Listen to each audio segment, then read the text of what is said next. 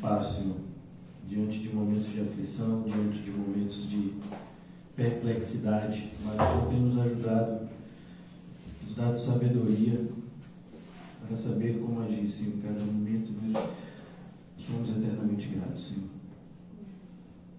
Recorremos a Ti mais uma vez nessa noite, querendo ouvir a Tua voz, Senhor, sentir a Tua presença, Senhor, de forma ainda mais vívida nas nossas vidas.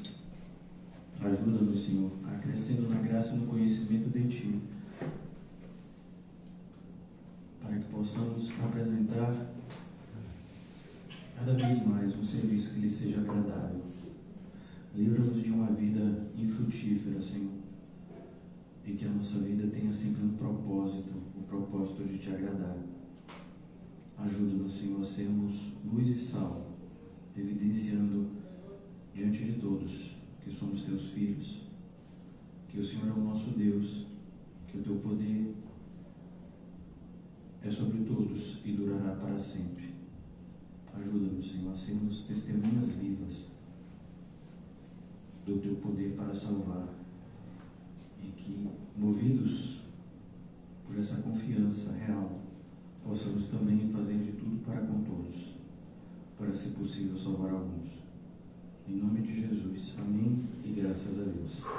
Amém, irmãos? Hoje nós estamos dando continuidade. Imaginei que eu fosse pregar em um dia.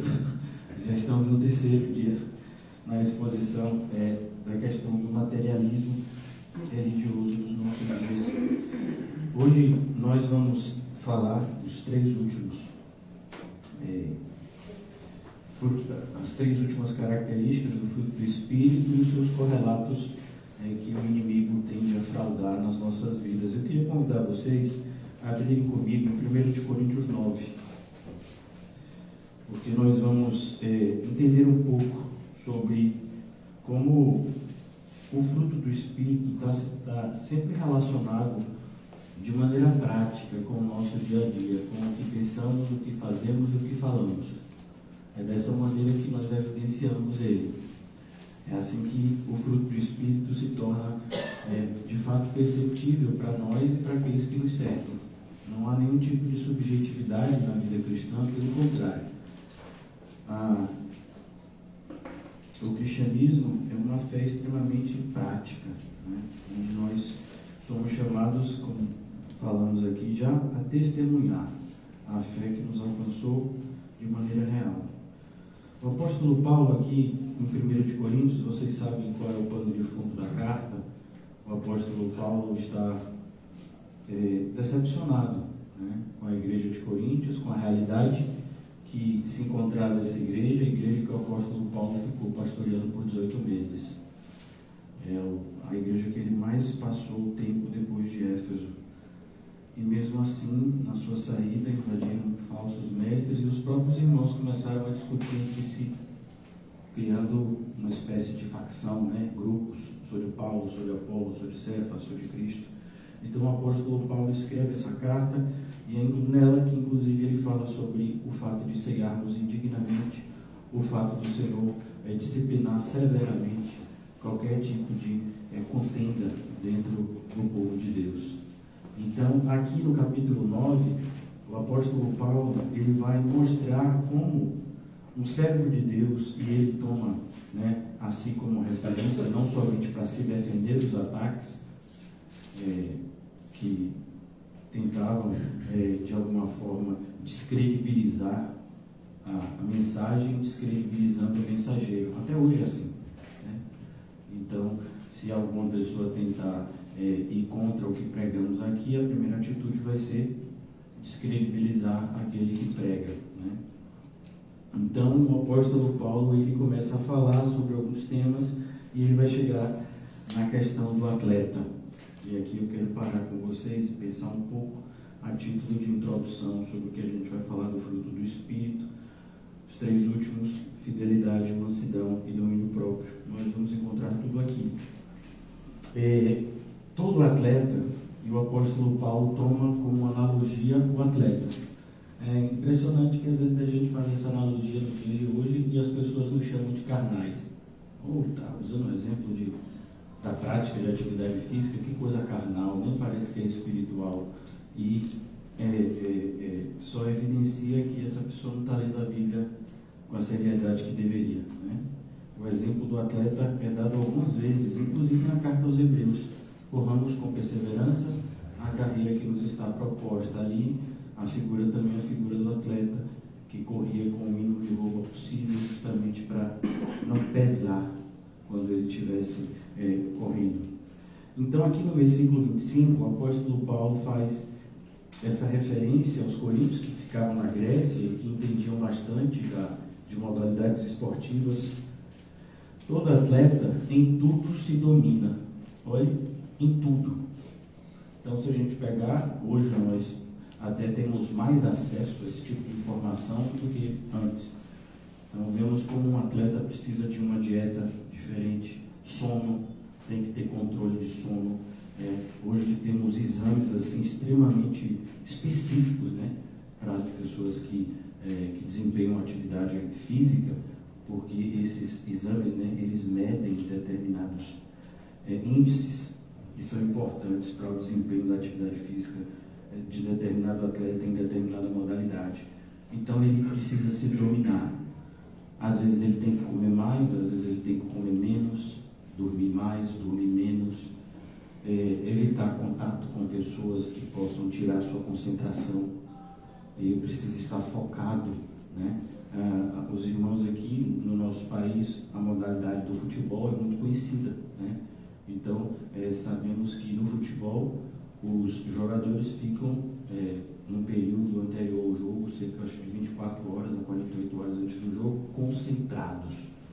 Eles não podem, muitas vezes, nem se comunicar com seus familiares ou com outras pessoas, porque o foco é estar unidos no propósito que é vencer o jogo que eles vão disputar.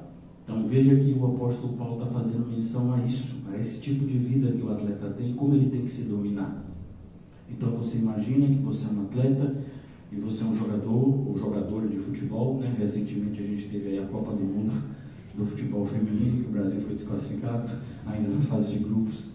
Então, você percebe que às vezes a pessoa tem um filho, pai e mãe mais velho, mas durante aquele período não pode se comunicar, não pode. Então a pessoa vai ter que se adaptar a essa realidade. Mas é impressionante como às vezes nós que somos cristãos, a gente não consegue se dominar nem no culto.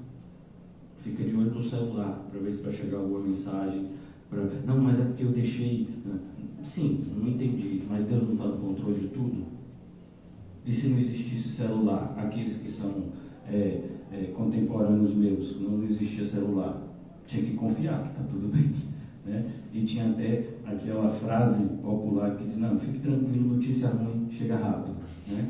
Então, mas parece que à medida que a tecnologia evolui, as pessoas ficam mais ansiosas, né? Então a gente quer saber tudo em tempo real. Acabamos de sair de casa, já queremos saber como é que está lá em casa. Será que o cachorro comeu? Será que o cachorro não está brigando com o gato com o rato? Será que não aconteceu? Será que a telha não subiu porque está ventando forte? Será que não levou a telha? Né? Então a gente fica preocupado com tudo, assim, tudo tem que... A gente quer ter informação. E aí eu pergunto para a pessoa, sim, mas e aí? E se a telha subiu, você vai para lá agora? Não vou, mas eu quero saber. Sim, mas para quê? Então a gente nem para pensar. A gente nem assimila como a quantidade de informações que hoje chegam até nós nos desestabilizam e faz mais mal do que bem. Porque a gente não consegue processar a quantidade de informações. E muitas dessas informações são completamente desnecessárias. Então, hoje, para a gente se dominar, talvez a gente tenha um grande problema por conta disso, né? Mas o fato de ter um grande problema não significa que a gente não tenha que se dominar. E isso daqui vale tanto quanto quando o apóstolo Paulo escreveu. Por isso que eu estou falando, porque o fruto do Espírito, o que conclui o fruto do Espírito é justamente o domínio próprio. Mas também tem a fidelidade, mas também tem a mansidão, e tudo está interligado. Você jamais vai ser manso se você não tem fé. Você jamais vai ter domínio próprio se você não é manso e tem fé. Esses três últimos, eles estão interligados, como ontem, quando a gente falou sobre como estão, né? Um faz referência mais à parte prática, o outro mais à parte interna, que motiva o ato. Então aqui também é a mesma coisa, e nessa passagem aqui em Coríntios a gente consegue visualizar o que o apóstolo Paulo está falando no capítulo 5 de Gálatas. Então aqui, todo atleta, perceba também, todo atleta. Então, se você se predispõe a ser um atleta, você já sabe que você vai ter que se dominar. Você já sabe que a modalidade esportiva que você for praticar, você vai ter que se adequar a ela, e não o contrário. Não é a modalidade que se adequa a você, é você que se adequa a ela. É você. E por que o apóstolo Paulo está usando isso como referência? A referência é clara. O atleta, ele recebe um benefício, né? Uma vez que ele se tornava vitorioso na Grécia, recebia uma série de benefícios, né? Ele era visto pelas pessoas como alguém assim, digno de louvor, aplaudido, tinha inclusive vantagens materiais, e então as pessoas se esforçavam como hoje. Se um atleta consegue uma medalha olímpica, ele recebe uma quantidade alta de dinheiro dos patrocinadores, né? Se eles conseguem determinados índices, né, para participar de competições fora, eles recebem também uma quantidade de dinheiro e de reconhecimento do seu povo, né, por levar o nome do seu país. E perceba como tudo está relacionado ao que a gente estava falando lá em Mateus, capítulo 6. As pessoas fazem as coisas para serem aplaudidas pelos homens. Então, foi isso que fez a gente vir parar aqui, no fruto do Espírito, para a gente aprender como as pessoas, né, uma vez que elas não podem servir aos dois senhores, a maioria escolhem servir aos seus próprios interesses. E muitas vezes usam desculpas e tentam até esconder isso por meio de uma falsa piedade, achando que de alguma forma vão trazer vantagens materiais. Todo atleta, todo atleta, em tudo se domina. Então, olha como o apóstolo Paulo radicaliza aqui, assim como o Senhor. Quem quiser me seguir, todo aquele que quiser me seguir, precisa renunciar a tudo. A mesma radicalização que o Senhor Jesus usa quando faz o seu chamado para os seus discípulos. Aqueles para alcançar uma coroa corruptível, o que Jesus fala no Sermão do Monte. Aquele que ora para receber aplausos, já recebeu sua recompensa. Aquele que dá esmola para receber aplauso, já recebeu sua recompensa. Aquele que jejua para receber aplauso, já recebeu sua recompensa. Aqueles que usam a sua vida para entesourar nessa terra, já receberam a recompensa. Então, não tem como esperar qualquer coisa de bom quando essa vida terminar para eles. Pelo contrário, eles já receberam a recompensa dele aqui. Essa, inclusive, é a linguagem que Jesus fala em Lucas 16, quando fala do rico e de Lázaro, né? Lázaro não recebeu, então ele vai receber agora. O rico recebeu, então não tem mais nada para ele receber. O atleta, ele se domina para alcançar uma coroa que se corrompe, uma coroa que se deteriora. Dá um exemplo para vocês. O Brasil foi tricampeão, se eu não me engano, em 1970, né? Tricampeão mundial de futebol. E os atletas daquele campeonato ficaram muito famosos. Mas será que algum de nós nos lembramos dele? Em 2002 o Brasil foi pentacampeão. Ele foi tetra em 94, em 2002, que é mais perto, né? Ele foi pentacampeão mundial. Os atletas que foram pentacampeões mundiais ficaram famosos e ricos. A gente lembra algum deles? Pode lembrar o nome de um ou dois, mas eram 24. Então, perceba como a glória humana se deteriora, se esquece. Tanto esforço para alcançar algo que rapidamente vai ser esquecido. Talvez fique registrado em livros, em reportagens, mas vai ser esquecido e a própria pessoa vai morrer. E aí? Vai para onde? Vai comparecer em que lugar?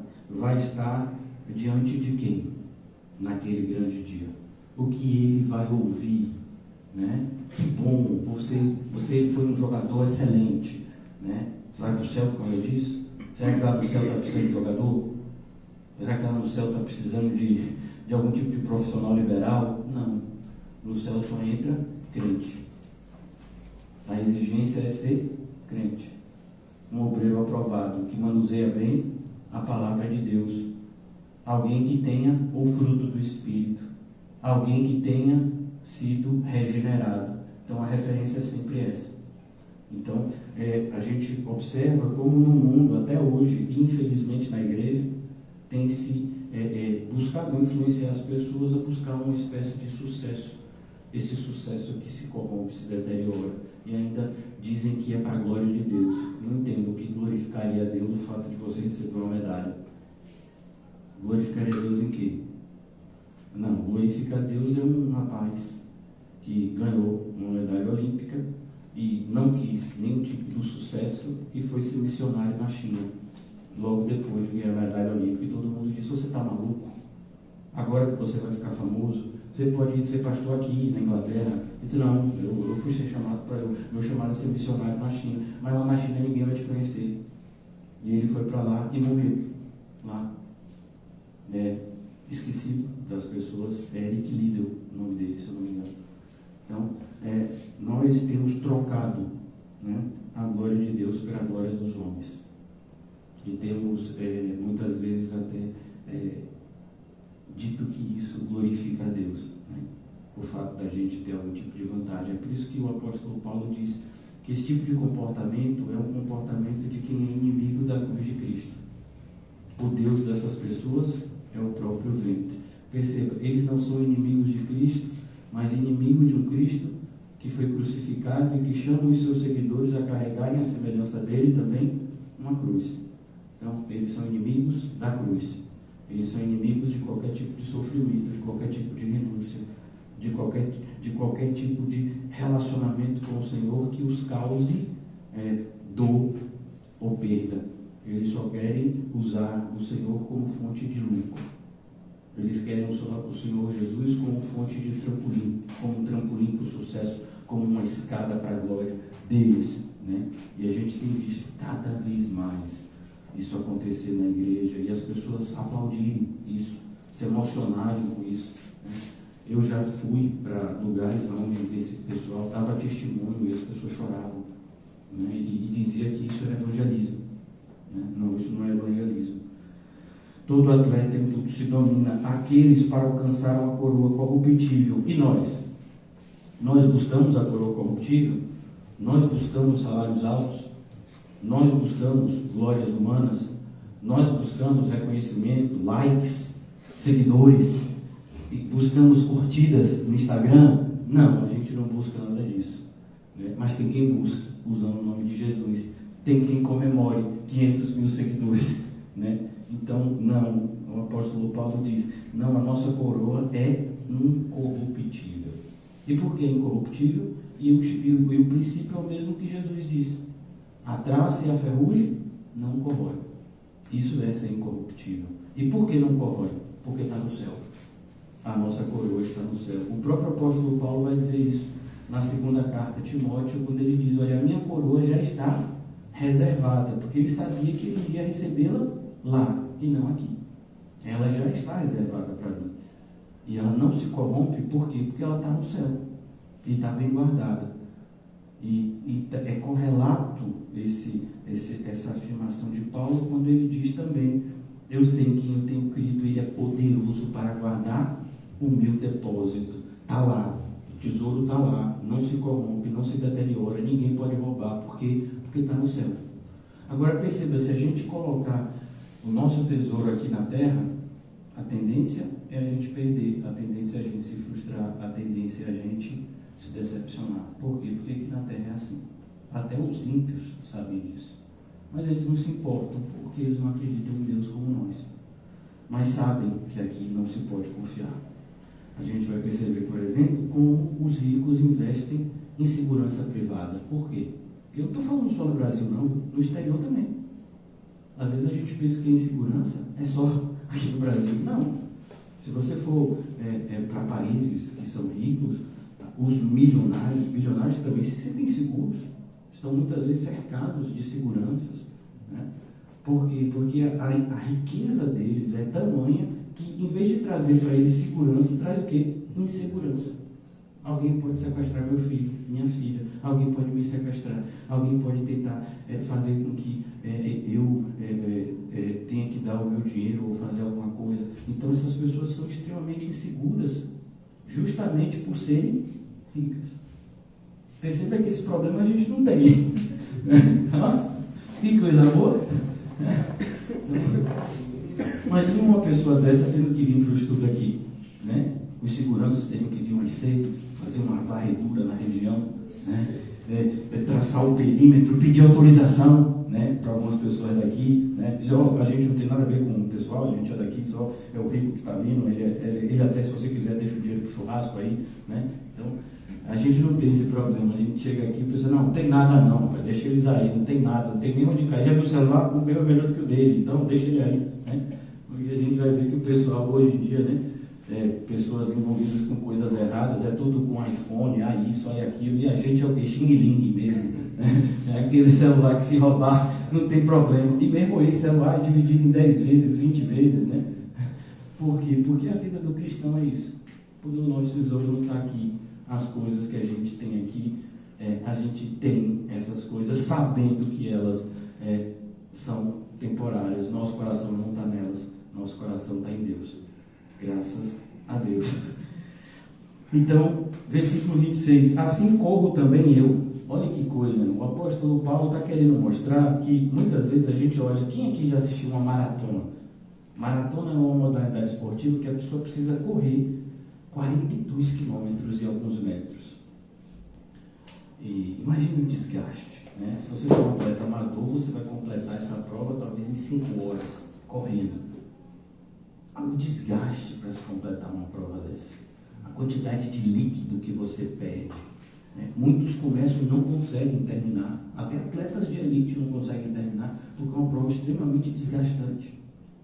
E o que o apóstolo Paulo quer dizer é que, se você acha que essa modalidade esportiva e outras são desgastantes, o que você pensa da caminhada cristã que você foi chamado a percorrer? Então essa ideia de que ser cristão é algo fácil, é algo que nunca teve na Bíblia. A gente tem referências e mais referências da dificuldade de se percorrer o caminho, de se entrar pelo caminho. Mas as pessoas hoje em dia parecem que ser cristão é algo assim tão fácil, mais fácil do que você se tornar sócio de um clube.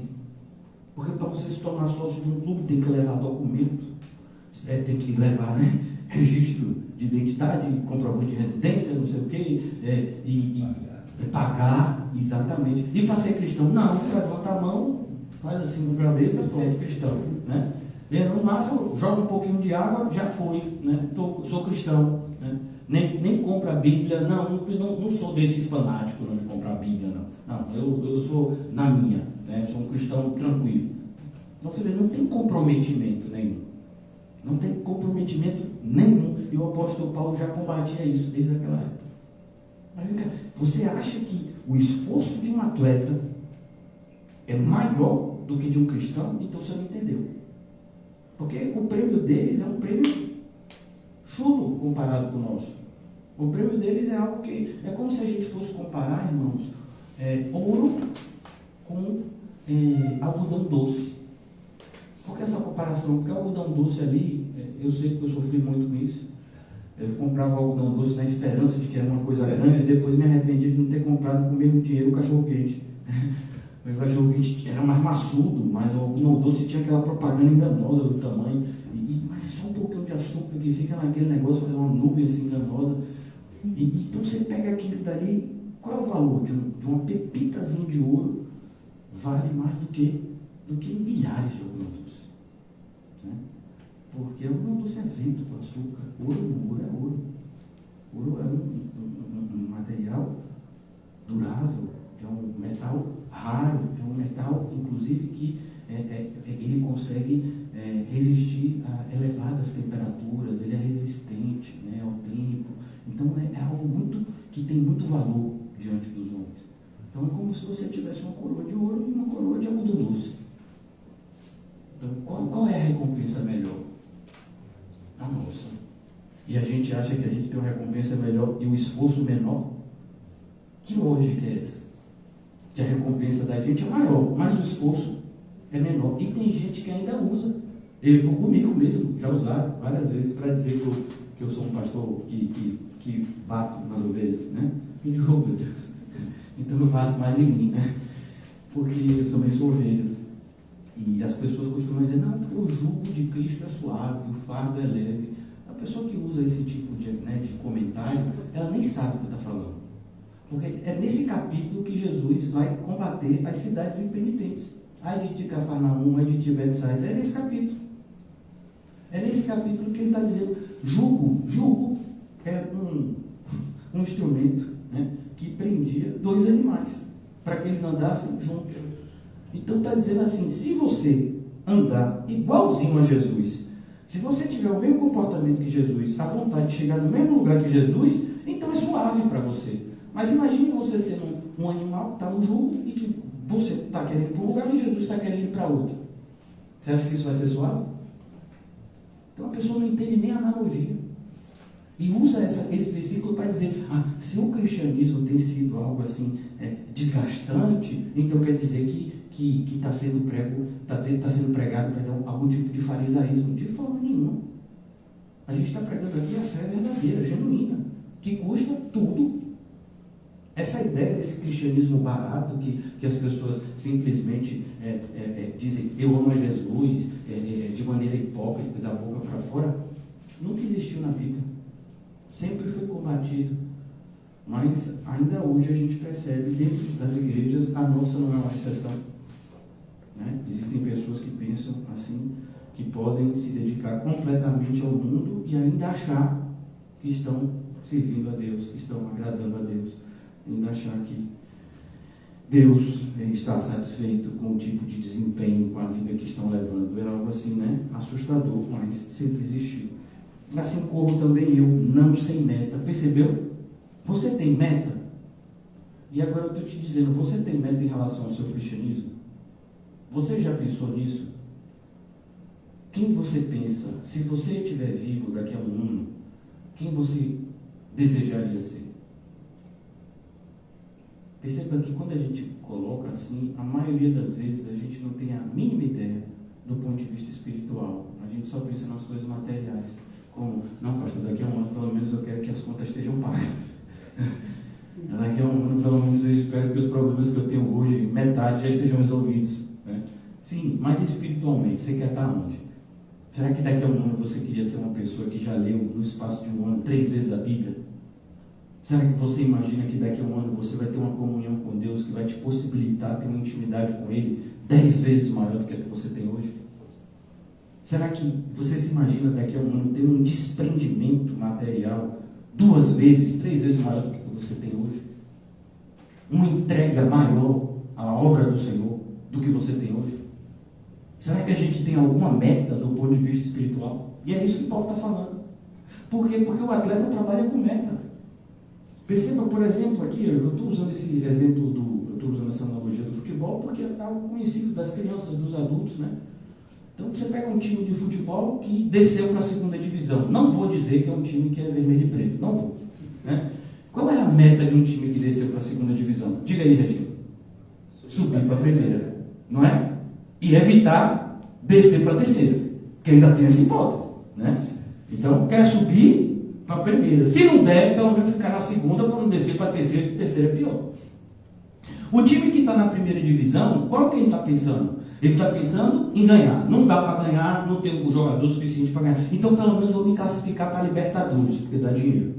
E hoje, não, até o oitavo, acho que vai para a Sul-Americana, não tem um negócio desse. Então, eles têm metas.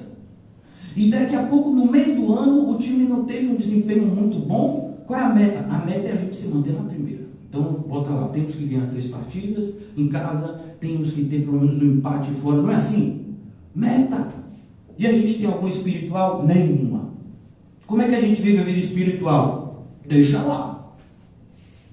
É assim que a gente demonstra nosso zelo com Deus. É assim que a gente demonstra o cuidado espiritual com a nossa alma, sem meta nenhuma. Que tipo de vida espiritual é essa, irmão? Isso é para nos envergonhar mesmo. É por isso que a gente não percebe o crescimento espiritual nas pessoas na igreja. Pelo contrário, que a gente vê um esfriamento cada vez maior. Porque aquela pessoa que não entende que a vida espiritual é importante não vai traçar esse tipo de meta. Não vai ver a necessidade de que ele tem que ser um cristão amanhã melhor do que o que ele é hoje. Devemos crescer todos os dias de glória em glória. Então, não vendo isso, o que vai acontecer com ele? Ele vai ser atacado. E o que vai acontecer com alguém que é atacado e não tem um alicerce? Ele vai sucumbir. De que forma ele vai se esfriar? É o terceiro tipo de solo da parábola do semeador. Ela até germina, mas ela não dá fruto, porque as preocupações das coisas do mundo a sufocam. E a gente vê esse tipo de comportamento se multiplicando nos dias atuais. E a gente vai ver por quê. Isso é o quê? Falta de domínio próprio. Falta de domínio próprio em quê? Nas coisas espirituais. Porque o que a gente vê de gente tendo domínio próprio na carne, né? A pessoa está acima do peso, quer perder peso, perde rapidinho. A pessoa está sem emprego, quer um emprego, passa no concurso. A pessoa tá sozinha, quer arranjar alguém. Daqui a pouco, 2 meses depois, a pessoa já está com 3 pretendentes. Foi visitando a igreja por aí. Depois deu o telefonema e disse: vem cá, estou solteiro, você conhece alguma pessoa que esteja solteiro também, que possa me apresentar? Metas. O mundo funciona assim. E as pessoas na fé cristã trabalhando assim também. Traçando metas somente materiais. E ainda dizendo: Deus vai me abençoar. E a meta espiritual? Nenhuma. Qual é que você tem? Eu quero ir para o céu. De que forma? Se você não tem nem meta, você vai chegar lá como? Como você vai chegar num lugar que você nem pensou em chegar? A gente nem pensa em chegar. A ponto de que se aparecesse um anjo e dissesse: eis que você irá para o céu hoje, a gente fica com medo. Por que a gente fica com medo? Porque a gente não quer ir para o céu, a gente quer aproveitar das coisas aqui na terra. A gente pensa logo naquele ente querido que a gente quer passar mais tempo junto, a gente já pensa logo em coisas, em prazeres que a gente usufrui aqui na terra e que a gente vai deixar de ter esses prazeres. Meu Deus, ele vai para o céu. A pessoa se assusta, repreende. Você vai para o céu hoje? Não estou dizendo que você vai para o inferno, você vai para o céu hoje. Não quero não. Só quero ir daqui uns 10 anos no mínimo. Eu tenho que aproveitar mais da vida, né? Se ainda disser assim, fazer a obra de Deus, não, é aproveitar mais da vida. Ainda tenho que me casar, ter filho, me separar, me casar de novo. Ainda tenho que aproveitar a vida, né? Para depois eu ir para o céu. Imagina. Então é triste, né? A realidade do cristianismo. E a gente vê isso quando a gente estuda a Bíblia. Quando a gente não estuda a Bíblia, a gente acha que está tudo indo muito bem. É por isso que tem, não sei se você já viu, os mais velhos, né? Diziam assim: não só fica doente quem vai no médico. Por quê? Porque no médico você faz o exame. Mas qual é a melhor medicina de todas? A preventiva. Por isso que a faixa etária de vida aumentou. Não sei se vocês sabem. Por conta dos exames.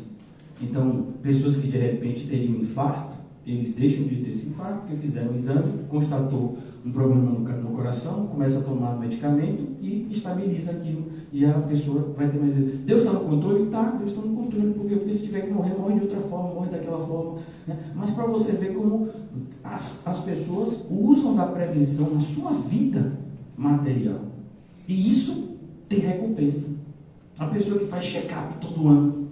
Você já viu que tem outubro rosa, novembro, não sei que cor, né? Para incentivar os 2 tipos, a investigação precoce dos 2 tipos de câncer, né? Na mulher, que o mais comum é o do útero, no homem o mais comum de próstata. Aí, não, vocês têm que fazer esse exame, porque se identificar cedo, o tratamento é eficaz, a probabilidade de você ser curado é grande, e as pessoas estimulam isso, e aí a gente traz isso para a fé cristã, e ninguém liga.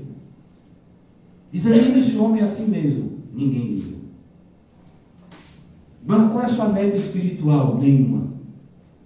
Minha meta é não cair. Já está caído, provavelmente. Porque aquele que não deseja excelência na vida cristã, provavelmente nem cristão é. Porque não existe cristão medíocre. Ou o cristão quer ser igual a Cristo, ou o cristão não é cristão. O próprio Jesus disse: o discípulo tem que buscar ser igual ao seu mestre. Ele é o referencial. Mas a gente tem recebido esse tipo de mensagem, um contentamento em viver uma vida de mediocridade espiritual. Não podemos, irmãos. Assim como também eu. O apóstolo Paulo está dizendo, não tem facilidade. Se você pensa que o atleta, que você vê fazendo aquele esforço visível, né, tão grande, o cristão, ele faz muito mais esforço. Porque a recompensa dele é muito mais. E a recompensa é sempre proporcional ao esforço. Perceba que determinadas modalidades esportivas pagam mais do que outras. Por quê? Por causa do esforço, por causa da visibilidade. Você acha que um jogador de ping-pong ganha o mesmo de um jogador de futebol? Por que não? Então perceba como está tudo envolvido, né? E as pessoas não percebem como nós devemos valorizar o que nós recebemos e o esforço que nós devemos aprender. Amém? Assim como também eu, não sem meta. Então, qual seria a meta que a gente traçaria hoje para a nossa vida espiritual? Eu convido vocês, né? Eu tenho um exemplo bonito, né, de George Miller. Ele começou a contar quando ele já era idoso, às vezes que ele lia a Bíblia. E aí, um pouco antes dele falecer, ele diz isso, né? Seu testemunho pessoal, aos seus conhecidos. Nos últimos anos da minha vida, eu li a Bíblia 20 vezes, de joelho. E eu sinto que estou arranhando agora a superfície dela. Pois é, irmãos, a gente que não tem essa intimidade com a Bíblia, como é que a gente vai se defender dos ataques do mal? Como é que a gente vai tomar boas decisões diante dos problemas da vida? Diante das ciladas, como é que a gente vai identificar uma cilada? Como é que a gente vai identificar uma oportunidade? Como é que a gente vai saber diferenciar uma coisa da outra se a gente não manusear bem a palavra de Deus? Como é que a gente vai ter intimidade com o Espírito sem separar tempo para isso? Esforço. Esforçai-vos por entrar pela porta estreita. Então, quando o apóstolo Paulo fala sobre isso, ele quer chamar a atenção para uma igreja que ficava fazendo propaganda de si mesma, no sentido de dons espirituais aparentes que o próprio Jesus combate, dizendo naquele dia, muitos dirão, Senhor, Senhor, expulsei demônios, fiz milagre, profetizei, e o Senhor vai dizer, apartai-vos de mim, não vos conheço. É para essa igreja que o apóstolo Paulo vai dizer, vocês aí que estão buscando dons espirituais, eu tenho uma coisa para dizer para vocês, fé, esperança e o amor, busquem esses. E para vocês, o amor é o mais importante de todos. Então, aqui ele conclui, para a gente passar agora, porque aqui até agora é só uma introdução. Assim como também eu, não sei meta. Perceba, o apóstolo Paulo já está aqui na metade do seu ministério e diz, tem uma meta. Mas Paulo, você já é apóstolo, você já faz tanta coisa para Jesus, o que você quer mais? Imagina, e a gente? E não conseguimos nada. Não tem meta. Deveria. Assim luto, não como desferindo golpes ao ar. O apóstolo Paulo precisava lutar todo dia, toda hora. Espinho na carne, na segunda carta ele fala. E às vezes a gente vive a vida espiritual e os nossos problemas só são carnais. Problema, aí você vai conversar com uma pessoa, qual é o seu problema? A pessoa enumera o problema, não tem um problema espiritual. É só um problema na vida, né? Que o ímpio também teria. Então, temos que ter cuidado, saber contra quem nós estamos lutando. Não dá murro no vento. Não dá murro no vento é justamente isso, saber que tipo de combate é o nosso. Sabe, quando a gente for falar do fruto do Espírito, a gente vai perceber a questão da mansidão. Eu não posso dominar, eu não tenho qualquer ingerência no que vai acontecer comigo. Agora eu tenho ingerência na minha reação diante do acontecimento. Então, eu não posso impedir que uma pessoa venha me agredir ou venha falar alguma inverdade a meu respeito. Mas eu devo ter controle na minha reação diante disso. Como é que Jesus disse se acontecesse? Fique feliz. Orai pelos que vos perseguem. Então tem gerência. Você e eu temos responsabilidade nas nossas reações. Mas às vezes a gente está mais preocupado com a ação do ímpio com a gente do que com a nossa reação de ser luz em relação ao ataque das trevas. Glória a Deus. Não, estou indignado. O quê? Porque as trevas têm sido trevas. Mas elas estão cumprindo o papel. É igual a pessoa sair, a gente ouve um barulho, vê que está chovendo, aquele barulho, está chovendo, tá chovendo, a pessoa sai, vai até lá embaixo, volta, todo. Que coisa chata que foi. Me molhei. E você achou que a chuva ia fazer o quê? Não, eu pensei que a água ia desviar de mim. Eu ia passando e a água ia desviando.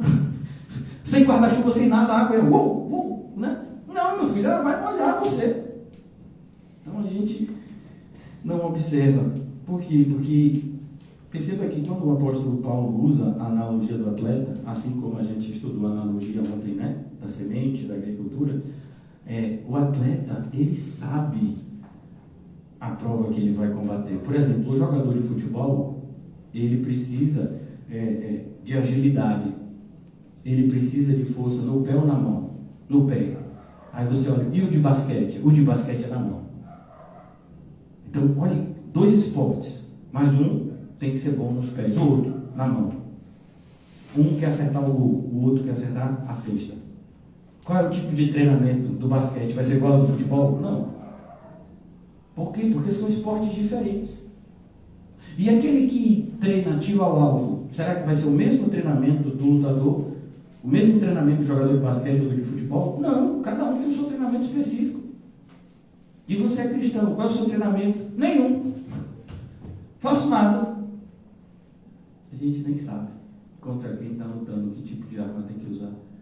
E o apóstolo Paulo diz, as armas da nossa milícia não são carnais, elas são espirituais. E por isso mesmo poderosas em Deus, para a destruição de fortalezas. Então, eu tenho uma meta, eu luto, eu não estou lutando com quem não sabe o que está fazendo. Eu sei contra quem eu estou lutando, eu sei como eu devo lutar. Nós também deveríamos. E aí o apóstolo Paulo então nos diz aqui o que eu queria usar como referência para introduzir o tema de hoje. Mas esmurro o meu corpo. Não esmurra ninguém não. Se tiver que esmurrar, esmurre você. É impressionante quando a gente sofre algum tipo de injustiça, que é até discutível, porque às vezes a gente diz que é injustiça algo que é justo, né? Então, quando a gente sofre algum tipo de injustiça ou afronta, a gente quer pagar o mal com o mal. Quando a Bíblia diz, não, aqui, se você tem que esmurrar, esmurre o seu corpo. Então, alguém falou um monte de coisa mentirosa a seu respeito. Qual é a sua vontade? E a minha? Dizer de volta. Processar. Não, vou fazer isso não. Se eu tiver, eu costuro minha boca, mas não vou ficar falando coisa. Não vou jogar, não vou dar pérolas aos porcos, não vou dar as coisas santas aos cães e não vou pagar o mal com o mal. E aí, para isso, eu vou ter que esmurrar o meu corpo. Às vezes, vou ter que sair correndo de um lugar. Por quê? Porque eu não sou tão espiritual quanto eu penso que eu sou. Essa é uma das melhores coisas para a gente crescer espiritualmente. É entender que a gente não é tão espiritual quanto a gente pensa que é. Mas não é se satisfazer com isso, não. É buscar crescer.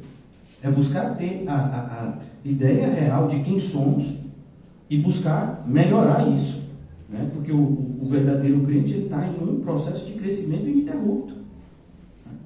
Então, mas a realidade, ela tem que ser vista. Mas na maioria das vezes a gente acredita ser mais espiritual do que a gente de fato é, então a gente se coloca em lugares que a gente não deveria estar. E foi o próprio Jesus que nos ensinou. Não tentarás o Senhor teu Deus. Eu sei que em determinadas situações eu tenho uma fragilidade. Então, eu vou me colocar à prova? Não, eu saio de pé. E vou orando. Por quê? Porque a vontade é ficar e fazer outras coisas. Ah, mas então você não é espiritual. Sou. E justamente eu estou indo embora por causa disso. Porque se eu fosse carnal, eu ficava. A carne e o espírito lutam. E quem prevalece? O espírito. Porque o espírito que habita em nós é mais poderoso do que o espírito que age no mundo. Então o cristão, ele sabe disso. Eu esmurro o meu corpo. Se eu tenho que disciplinar alguém, sou eu. Se alguém precisa ser amansado, sou eu. Se a fé de alguém precisa ser exigida, é a minha. Perceba que tudo isso está lá no fruto do Espírito. E eu esmurro o meu corpo e o reduzo à escravidão. Não é o que Paulo ensinou em Gálatas? A carne e o Espírito. Quem vai prevalecer? Você é crente? O Espírito. E o que você vai fazer com o corpo? Vou reduzir à escravidão. Escravidão no sentido de que ele vai se tornar o meu servo. Eu vou comer, não é quando eu tenho vontade. É quando o Espírito Santo disser como. Eu vou dormir quando o Espírito Santo disser durma. Eu vou falar quando o Espírito Santo disser fale. É ele que fala. Então, meu corpo vai estar a serviço de Deus, literalmente. Isso é reduzir o corpo à escravidão. Ele se torna servo, como tem que ser, para a glória de Deus.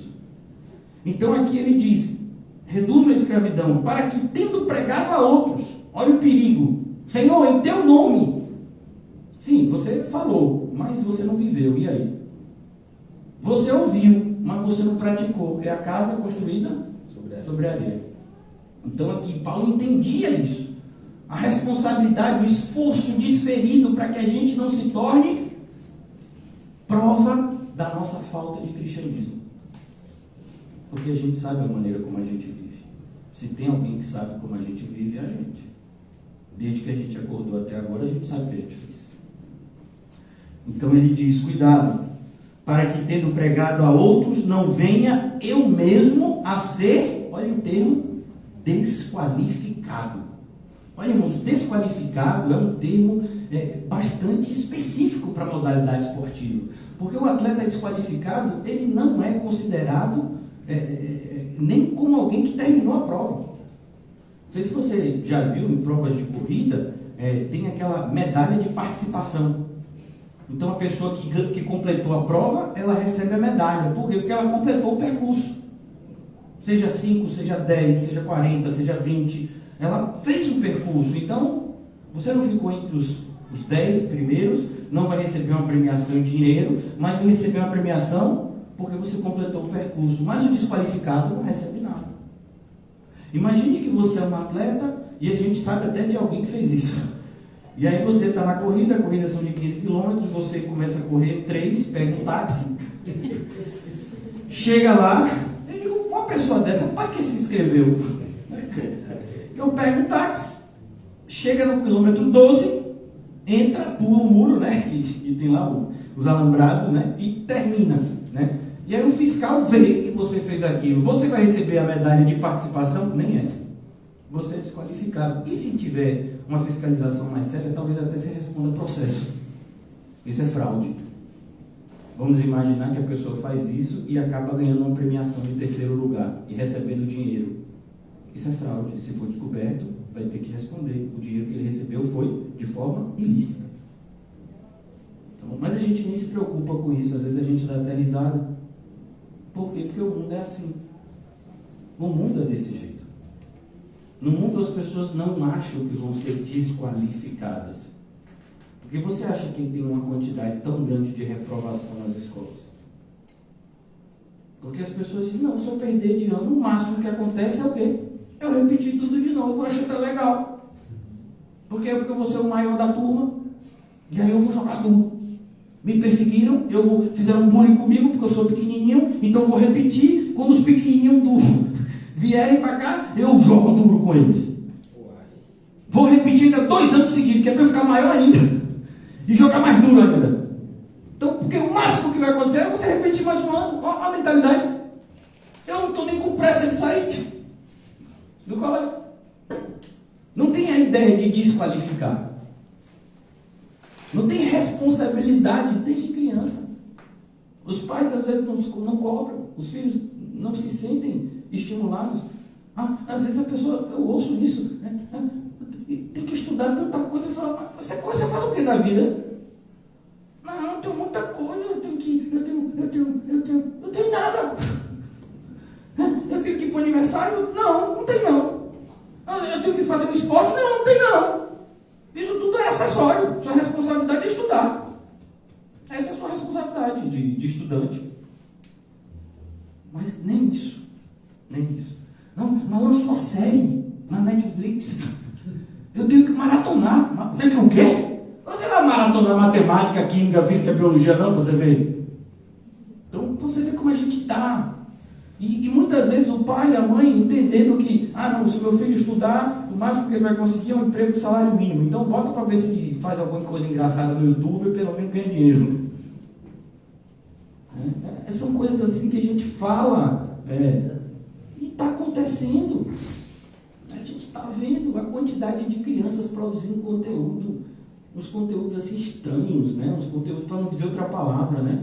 A influência dos pais que veem os seus filhos talvez uma oportunidade de ganhar dinheiro, em vez de estimular eles a fazer o que deveriam fazer na idade deles.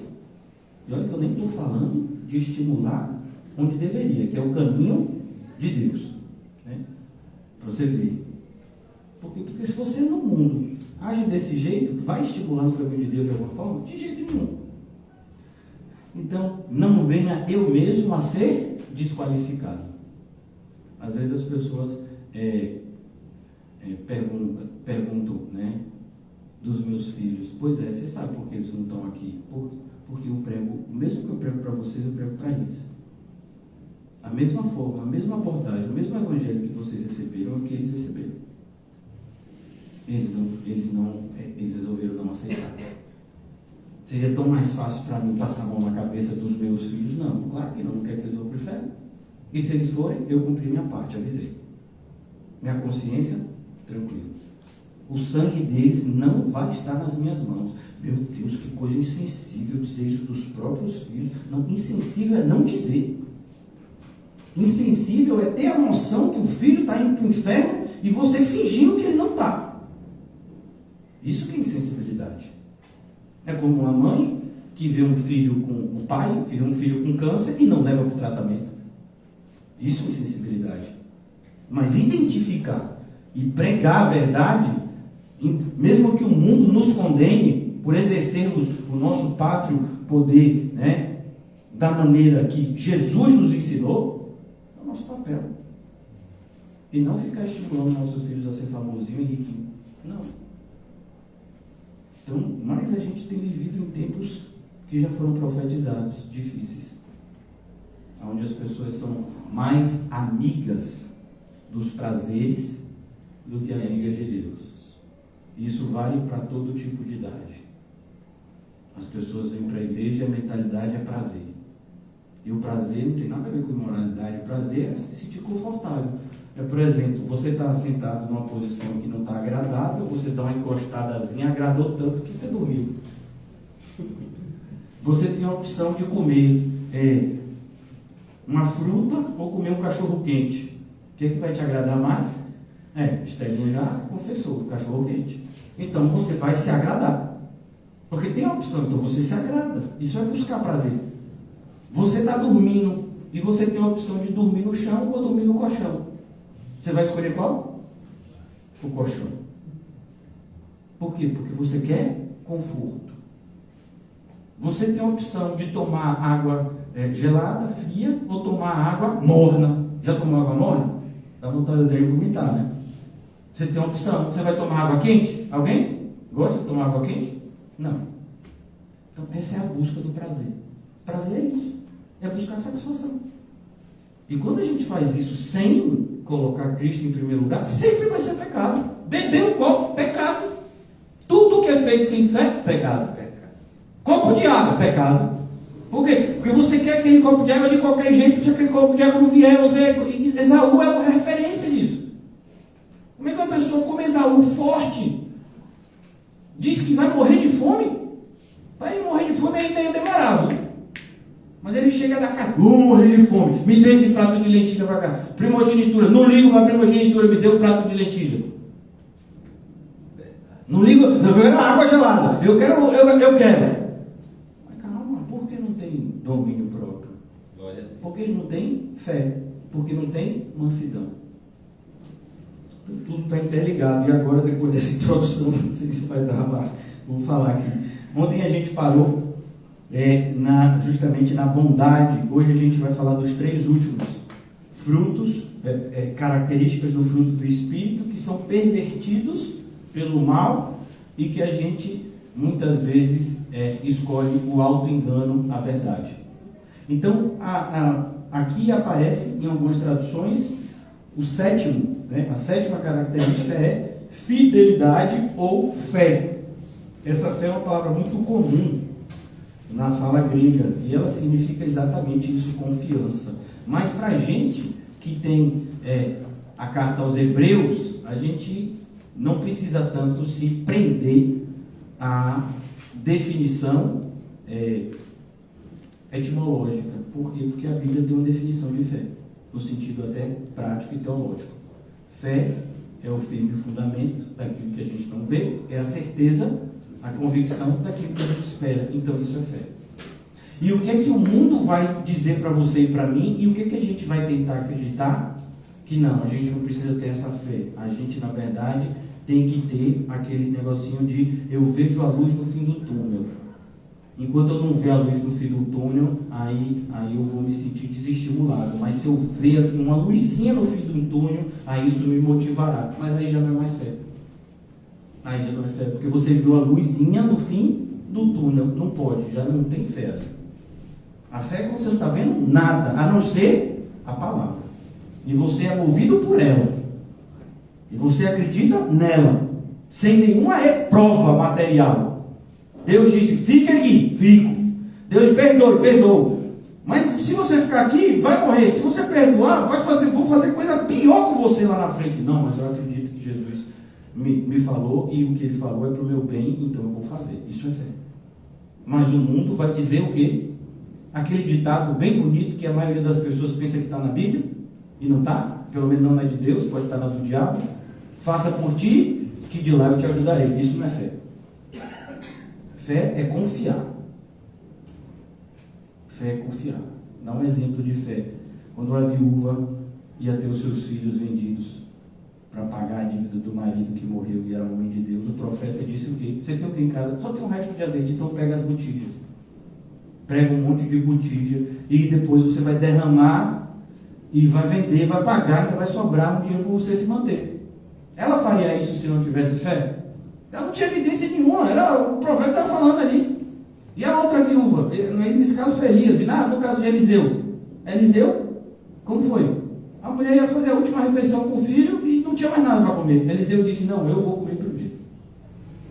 Você e seus filhos e seu filho vai comer depois, e Deus irá nos sustentar. Ela precisou de quê? De fé. E foi assim, quando ela chegou lá, tinha a farinha na sala toda? Não, estava na botija. Ela tirava, será que vai ter amanhã? Aí amanhã ela ia, tinha lá de novo. E amanhã ela ia, tinha lá, era na mesma botija. Não foi uma multiplicação que lá ficou 300 quilos de farinha que deu para não sei quanto tempo. Não, era na botijinha ali, ó. E precisava de fé todo dia. Rapaz, será que daqui a uma semana não vai acabar esse negócio aí, não?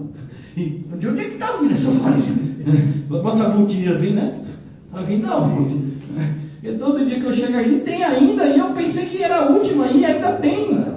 Então, todo dia precisava de quê? Fé. Mas o mundo diz, não, você tem que ser o quê? Organizado. Prudente, papel, cálculos, matemáticos, aritméticos, probabilidades. Pô, irmão, se é uma coisa que Deus faz na Bíblia, é provar o tempo todo que as probabilidades dos homens não estão com nada. Tem um rei chamado Senaqueribe, se eu não me engano, cercou. Ele tinha tantos soldados que ele disse, vem cá, vocês têm pelo menos alguma coisa para brincar? Assim, eu tenho tanto cavalo que eu empresto para vocês, para na hora da guerra ter graça. Está escrito. Desfazendo mesmo do povo de Deus. Vocês estão confiando no seu Deus? Aí mostra a cabeça dos reis que eles dominaram. E diz, pois é, cada um desses reis aqui que vocês estão vendo a cabeça, eles também tinham deuses. Aí Ezequias vai até quem? Isaías. E aí Deus fala com Isaías, manda falar para o rei Ezequias que ele não ofendeu o rei Ezequias, ele falou comigo. Ele disse que eu sou igual aos outros deuses, eu não sou. Eu vou mostrar para ele essa noite. Deus podia ter enviado uma legião de anjos. Enviou para mostrar, não é você que disse que tem 50 mil cavalos e que vai emprestar cavalo para a gente para poder a guerra ter graça? Pois é, não tem nem graça, eu vou enviar só um anjo. Glória a Deus. E matou mais de 100 mil soldados, e o rei voltou com medo e chegou em casa e foi assassinado pelos seus filhos. Probabilidades. Não, Deus não tem nada a ver com probabilidades humanas. Por isso, se a gente tem que botar alguma coisa no lápis e papel, é o que Deus mandou. Então, a gente escreve versículo bíblico para a gente ter a nossa fé. Né? Deus falou que faria, Ele vai fazer. Né? Então, não, a gente não se atém. Porque senão não é fé. Se a gente fica só naquilo que a gente vê, não é fé. Por exemplo, você está passando por um problema financeiro. E Deus diz para você permanecer firme onde você está. Não sair por aí procurando igual um maluco, né? Oportunidades de ganhar algum dinheirinho extra. E aí? O que você vai fazer? Não sei, porque as contas chegam. Os boletos. E chega também aquele do cartão de crédito, que não é nem boleto, o nome é ainda pior. Como é o nome? A conta do cartão de crédito? Fatura. Olha, porque é para ser pesado. Porque quando é boleto, é mais tranquilo. Boleto é comum, né? Boleto. Vou ter que pagar o que? O boleto. Não, é a fatura. Parece que tem uma faca, né? Fatura. Por quê? Porque os juros do cartão de crédito é o quê? Um absurdo. Você vai pagar o cartão de crédito esse mês R$500, no outro mês é 1.500. E 2 meses é 3.000. Você fala, mas eu estava devendo 500 até outro dia. Não, agora é 20. E a gente vai dar um desconto e você vai pagar 5.000. Mas como assim desconto? Eu peguei só 500. E você está dizendo que vai me dar um desconto para pagar 10 vezes mais do que eu paguei? Funciona assim. Estava no contrato. Misericórdia. É interessante que a gente nunca olha o contrato que a gente faz com Deus. A gente tem mais medo do contrato com os homens do que com Deus, porque dos homens o homem vai cobrar. Se você assinar um contrato com alguém, principalmente se for ímpio, ele vai cobrar. Ele vai na justiça cobrar, se for preciso. E a gente fez um contrato com Deus quando a gente creu em Cristo, quando a gente professou, quando a gente disse que seguiria Ele, que abriria mão de tudo que a gente precisasse abrir mão para segui-lo. A gente falou isso. Mas eu não assinei em lugar nenhum. Não assinei. Não precisa assinar. Deus registrou. Lembram-se dos livros em Apocalipse? Tem um dia que você disse que a partir daquele dia a sua vida seria de Jesus.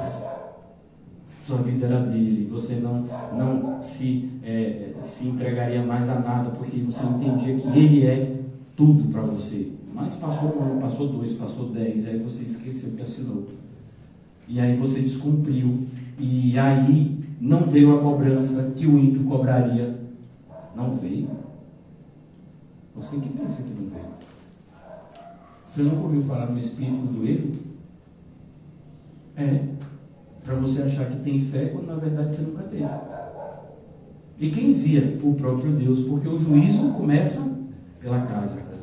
Deus é um pai tão justo que ele começa o juízo por aqueles que se dizem seus filhos, separando desses os que são e os que não são. E depois é o ímpio.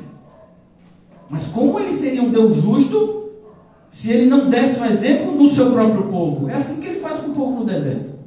Não, vou corrigir eles. Eles estão perseguindo vocês, estão impedindo que vocês tomem posse da terra que eu dei para vocês? Não, fique tranquilo. A hora deles vai chegar. Mas por enquanto é vocês que têm que se santificar. Porque vocês é que são meu povo. A minha promessa é para vocês, não para eles. Então vocês têm que se santificar. Vocês são o meu povo, é para vocês. E isso agora, mais do que nunca, é para nós que somos igreja. Então, em vez da gente olhar para a impiedade do ímpio, a gente deveria se perguntar onde está a nossa justiça, onde está a nossa luz, onde está o sal. Então aqui o Senhor diz, olha, o fruto do Espírito, ele é fé. Ele é fé. Será que a gente tem essa fé? Fidelidade, lealdade. Tudo isso é a mesma palavrinha. Lealdade. Você é leal? Você entende que você tem que ser leal? E leal é o quê? Você sustenta o que você prometeu, mesmo que isso lhe cause prejuízo e dor. Por quê? Porque você cumpre a palavra que você firmou com Deus. Você tem que ter cuidado para cumprir o que você firma com o próximo. Imagine que você firmou com Deus. Mas o que o diabo faz? Não precisa ter lealdade com Deus, não. Deus não liga para isso. A sua fé é demonstrada quando você louva, quando você usa o nome de Jesus, quando você bota um adesivo de Jesus no seu carro, quando você bota uma pulseirinha, como é que eu estou usando hoje aqui. Né? Não, todas essas coisas são muito boas, né? Se forem usadas de maneira correta e justa. Mas se não for acompanhar, se não for, na verdade, o reflexo de um coração regenerado, só serve para nos condenar. Porque isso é folhas sem fruto. Então aqui ele diz, o fruto do Espírito tem que ter fé, tem que ter fidelidade. Então você tem que zelar pelo seu compromisso. E o que o mundo vai dizer? Não, Deus alivia. Compromisso? Não, você não precisa nem ir para a igreja. Hoje a gente tem igreja virtual, ceia virtual, amor virtual, tudo é virtual. A única coisa que a gente quer real é o quê? É o dinheiro. O dinheiro a gente quer real. Eu não vejo ninguém querendo receber dinheiro de banco imobiliário. Alguém quer? Quando você vende alguma coisa para alguém, se a pessoa lhe pagar em nota de banco imobiliário, você aceita? Por que não? Não é tudo virtual? Sua fé não é virtual? Seu compromisso com Deus não é virtual? Então, vamos para a igreja quando? Quando temos vontade. Quando dá. Mas como assim quando dá? O compromisso. Será que a gente tem esse mesmo compromisso com o trabalho? Alguém aqui vai para o trabalho quando dá? Se você faz isso, você daqui a pouco vai ser demitido, se já não foi. Então, como é que a gente tem mais compromisso com o mundo do que com aquele que nos salvou do mundo? E ainda dizemos que temos fé como fruto do Espírito, como evidência do fruto do Espírito. Caminhando. Mansidão. Né? O penúltimo. Mansidão, irmãos, é uma palavra que ela pode ser compreendida se a gente for observar como ela é usada. Mansidão é usada muitas vezes para falar do animal adestrado. Por exemplo, o cavalo obediente. Não sei se vocês já viram aqueles cavalos caros. O que faz um cavalo ser caro e outro cavalo ser chamado de, como é o nome? Pangaré, né? Então, porque o cavalo caro, eu já ouvi esse termo, mas eu não gosto de andar de cavalo não, viu? Não gosto não. Nem de cavalo, nem de avião, o negócio é pé, sou pedestre.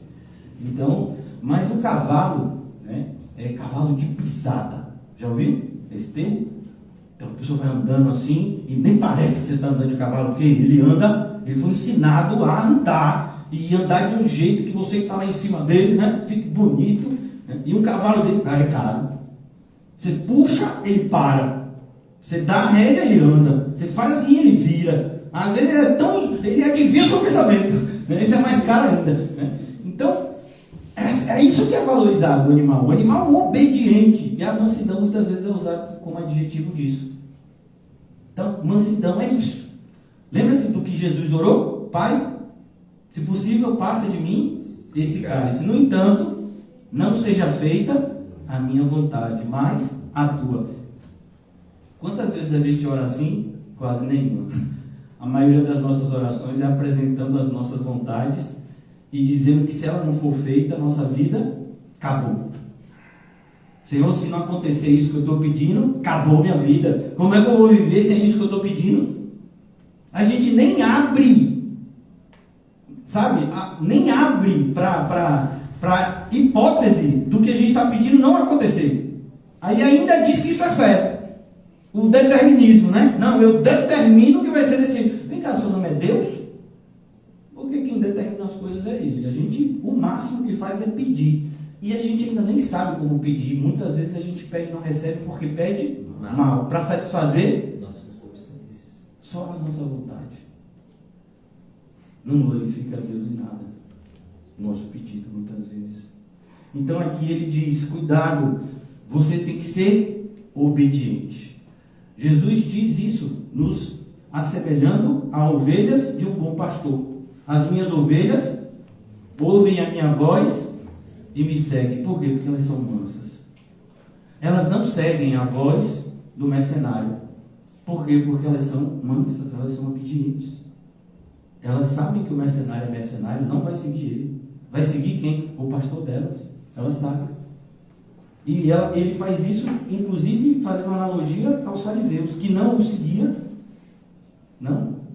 seguiam, né? Eles não seguiam Jesus, por quê? Porque não eram suas ovelhas. Então, você é manso. Quando Jesus dá o direcionamento, você vai, não importando as consequências, não importando se todo mundo está dizendo, né? Vem cá, o bairro lá pegou, viu? Semana passada não foi assim? Eu nem sabia, né? Então nem posso dizer que foi fé, porque eu não sabia, né? Cheguei aqui, mas eu soube. Rapaz, e aí no outro dia, você tem Wi-Fi ontem? Eu falei, foi, o quê? Eu não vi nada disso, estava tudo tranquilo lá. Nossa, maluco. Não, isso não. Eu não vi, não teve nada semana passada, não foi? Foi super tranquilo. Pra gente, né? Graças a Deus. Mas então veja, irmão. Como assim você vai deixar de ir? Porque um noticiário disse que foi perigoso? Deus mandou ir, então a gente vai. Até ele mandar a gente vir. Quando ele disser, não, vai para lá, vá para outro lugar. Não tem. Que absurdo. Como é que pode fechar uma obra assim na carne? Na carne? Mas eu ouvi a voz de Deus me dizendo para ir para outro lugar. Por isso que quando uma pessoa diz, pastor, você vai ali? Não sei, eu vou orar. Que absurdo, como é que não vai? Como é que não visita? Como é que não unge? Como é que não pula e faz dança na chuva? Não fui chamado para isso. Mas não visitou a pessoa no hospital por quê? Não é minha visita que vai curar a pessoa. Não fui chamado. Se Deus me mandar, eu vou. A minha oração na minha casa pela pessoa funciona tanto quanto eu lá do lado dela. Não, você tem que ir para quê? Para o homem ver. Está vendo, pastor? O pastor é daquele que vai. Senta do lado. E finge. Está até agora ungido, que ficou no monte 7 dias. Não, irmão, a gente não faz isso. Porque a oração do quarto em secreto vale tanto quanto a oração e às vezes a pessoa nem está te ouvindo. Você está lá para quê? Só na carne mesmo, no tutelo, no tutano. É tanta carne que dá para ver até o sangue escorrendo assim, sabe aquela picanha, né? Não, a oração, irmão, confiança em Deus, mansidão, Ele mandou ir, você vai. Um capitão, um homem de truculento sabia. Jesus indo para a casa dele, ele disse, não, Jesus, não sou digno de que entre em minha casa, porque eu tenho soldados à minha disposição. Se eu disser para um soldado, vai, ele vai. Agora imagine Jesus dizendo para você, vai, não vou nada. Quem vai é outro. Já passei essa missão para lá. Já dei um toquinho de lado, né? Não, ele mandou você. Não, eu é porque não vou. Pois é, o soldado de lá, né? O capitão. Se eu disser para um soldado meu, vai? Ele vai. Ele que não vai, cadeia, preso, morto. Pois é, Jesus, eu sei que se você der uma ordem, o meu servo vai ser curado, Senhor. Precisa ser lá. Não, mas hoje a oração só funciona se for no hospital. E ainda tem que gritar. Você já viu? Por que proíbem muitas vezes evangélicos de ir no hospital orar? Porque vai aqueles grupos pentecostal, pega na essa doença é demônio, e começa a gritar, incomoda todo mundo, nem chama até policial para remover. Quando o policial está atirando, diz que o policial está endemoniado. Não, quem está endemoniado é a pessoa que está gritando, criando todo um conflito no ambiente que deveria ter silêncio, para no mínimo dar um bom testemunho. No mínimo, dar um bom testemunho. Ele é o mínimo. Silêncio. Aí eu vou para corroborar com essa ideia? Não. Se eu prego que a oração do quarto em secreto é a que Jesus mandou, eu vou orar lá para quê? Eu posso orar para evangelizar. Eu posso ir lá para orar para evangelizar. Mas para orar, eu oro em casa. E é a mesma oração. Mas a gente vive num mundo de aparência. Não é assim?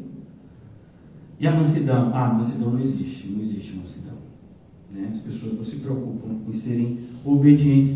Por isso que às vezes a gente pergunta, vem cá, você foi em tal lugar, Deus te mandou? Não sei. Mas como você não sabe? Eu perguntei, mas não disse nada. E você foi? Mas como você foi se ele não te mandou? Porque eu senti no coração. Como? Você sentiu naquele órgão que é o mais enganoso de todos e mentiroso, e você disse, confiarei nele. É como a pessoa que vê alguém que respondeu 300 processos de estelionato e firma um contrato com essa pessoa. Depois todo mundo vai dizer, rapaz, cuidado, essa pessoa é estelionatária, essa pessoa vendeu aqui para todo mundo, pegou o dinheiro, todo mundo fugiu, está voltando agora, não compre nada na mão dela, não. Misericórdia. Aí tem na Bíblia, o prudente faz o quê? Vê o mal Ele se esconde. Não, Deus me ajudará. O que? Na falta de prudência? Na falta de prudência, as virgens nécias não entraram. O que foi que faltou nelas? Prudência. Qual é a diferença do nécio para o prudente? Prudência, como a própria palavra diz. Então, mansidão. Deus mandou. Eu acho bonito isso, pois não tinha uma frase que dizia isso. Meu Senhor me mandou fazer isso. Pegar a palavra dele e pregar. E ele não mudou ainda a ordem que ele me deu. Então eu vou permanecer fazendo o que ele mandou até que ele venha me buscar ou que ele me diga para fazer outra coisa. Os apóstolos tinham que a necessidade de alimentar, a necessidade de servir as mesas. Mas qual foi a ordem que o Senhor deu a eles? Orar e o que mais? Orar, evangelizar. Orar e pregar a palavra de Deus. Então nós não podemos mudar. E não é porque servir as mesas é algo menos importante. É porque não é a ordem que eu recebi. A que eu recebi foi outra. Então se eu sou uma pessoa mansa, eu tenho que ser obediente ao que eu recebi. Não, mas se você ficar com esse negócio de orar e pregar a palavra de Deus, vai parecer que você é metido. Vai parecer que você se acha. Então para ser as pessoas que às vezes pegam essas ideias, de como deve ser um presidente de uma empresa famosa, e aí diz que o pastor tem que ser igual ao presidente da empresa famosa, então tem que saber fazer o que todo mundo faz. Você já viu esses princípios novos de empresários, que está na moda agora? Pois é, a obra de Deus não tem nada a ver com isso. Se você lê o livro Monge Executivo e quer aplicar na igreja, não faça isso. A gente não tem nada de monge executivo aqui é todo mundo servo de Deus. O que a gente segue? A orientação dele. Deus mandou fazer uma coisa, é o que eu vou fazer. Tem outras coisas para fazer, então eu vou orar. A ceifa é grande, os ceifeiros são poucos. Então vou me desvirar em 20, 50, não vou dormir? Não, calma. Ore para o dono da ceifa, para que ele envie ceifeiros. Não, é comigo. Eu sou igual a Bombril. Se você é igual a Bombril, você não vai fazer nada de maneira excelente. Está vendo? Olha como vai na contramão do que a gente pensa. Então o que seria um bom servo de Deus hoje? Faz tudo na igreja. Precisa negociar o telhado? Negócio. Precisa negócio de elétrica? Faço também. E se tiver encanamento também faço. É para girar massa, giro massa. É para fazer feijoada, faço feijoada. E tem que fazer, faço também. E pregar a palavra, eu também prego. Então você não prega, não. Você nem sabe o que é pregar. Porque se você equipara a palavra de Deus com todas essas outras obrigações que você falou, você não sabe diferenciar o que é importante do que não é. O que é mais importante para a gente? Ouvir a palavra ou se tem telhado ou laje em cima de nós? Não, pastor, mas a gente está no inverno, vai que chove. Se chover, meu filho, cada um bota uma capinha aqui de plástico, faz alguma coisa, fique tranquilo. Mas o importante é ter a palavra. A luz elétrica, não, ela não é importante. Qualquer coisa a gente acende vela. O importante é a palavra. Então você sabe diferenciar? Então a gente precisa, irmãos. E o que faz isso? Mansidão. Deus mandou, é até aí que eu vou. Não vou além e nem vou ficar aquém. É aqui. Ele mandou, é até aqui. Ele disse, vai, eu vou. Ele disse, faz, eu faço. Não faz, não faço. Não vai, não vou. Isso é mansidão. E aí a gente conclui, se Deus permitir. Dá para concluir, irmãos? Dá. Pronto. Percebe que não dá para fazer isso se não tiver domínio próprio. Porque a gente vai ser impulsionado a querer sair do lugar. A gente vai ser desafiado. Se não tiver fé, não tem mansidão. E se não tiver domínio próprio também. Aí tudo é como se fosse, não sei se vocês já viram aquele caminhozinho de dominó. E quando você derruba um dominó, você derrubando todos os outros. Pois é, o fruto do Espírito é desse jeito. Se faltou um, aí os outros tudo caiu. Não, pastor, aqui bateu certinho até agora, ó. Mas eu tenho que ser sincero, pastor. Diga, domínio próprio zero. Então acabou de cair o dominó. Lembra por que a gente começou a falar disso? Porque a gente diz que tem uma imitação de todos os elementos do fruto do Espírito que é produzido na carne. Então tem o amor, tem o falso amor. Tem alegria, vem a falsa alegria. Isso tudo para influenciar o cristão a não dar tanta atenção ao chamado que recebeu como deveria, achando que tem o que não tem. Então a pessoa acha que tem amor, não tem. A pessoa acha que tem alegria, não tem. A pessoa acha que tem paz, não tem. Bondade, benignidade, longanimidade, não tem. Mas ela acha que tem. Por quê? Porque ela tem virtudes morais, como a gente falou, que imitam isso. E as pessoas são estimuladas a acreditar que aquelas virtudes morais por si só são suficientes. Inclusive eu fui ensinado assim, falsamente, na igreja. Um pastor, no começo da minha caminhada cristã, disse: não, amar o próximo como a você mesmo é assim. É o amor comportamento. Você pode estar sentindo aqui que odeia a pessoa, mas você bota um copo de água gelada e dá para ela, sem veneno.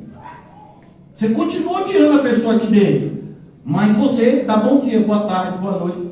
E dizer que isso é o amor de Cristo, é o amor comportamento. Não tem nada a ver com o amor de Cristo, porque o amor de Cristo não é um amor hipócrita. Você ama a pessoa que te faz o mal. E você vai fazer coisas boas na vida da pessoa, por quê? Porque a gente já viu que você é bom.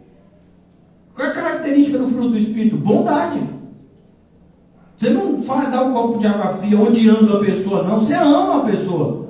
Mas ela te odeia. Mas inexplicavelmente, pelo poder de Deus, você a ama. Ou você acha que Jesus falou de maneira hipócrita, amigo, para Judas? Ou você acha que Estevão foi hipócrita quando disse: perdoa-lhes, não sabem o que fazem, quando estava sendo apedrejado? Será que ali foi um amor, comportamento? Não tem nada de comportamento, ali é amor de verdade. Tudo crê, tudo sofre, tudo espera, tudo suporta. É um amor de verdade ali. Aí vem, os pastores da atualidade: não, esse amor aí ninguém tem. Então, o que Cristo quer de nós é um amor comportamento. Você odeia a pessoa, quer matar ela, mas não mata, viu? Se segure. Pelo menos não por enquanto. Então, cuidado, irmãos. Cuidado para que você não venha a ter uma ideia, como a gente já falou de você, que não é a correta. Achando que você tem o fruto do Espírito quando você não tem.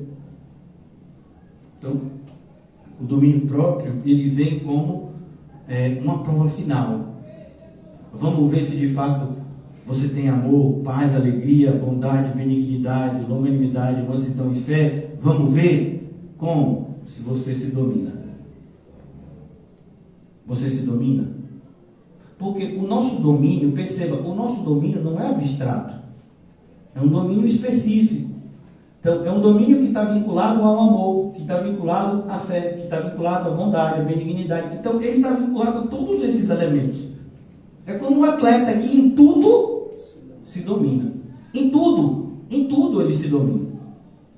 O Espírito Santo procede de tal forma na nossa vida que mesmo que a gente ainda tenha estímulos da velha natureza, e temos, mas não somos mais dominados por ela.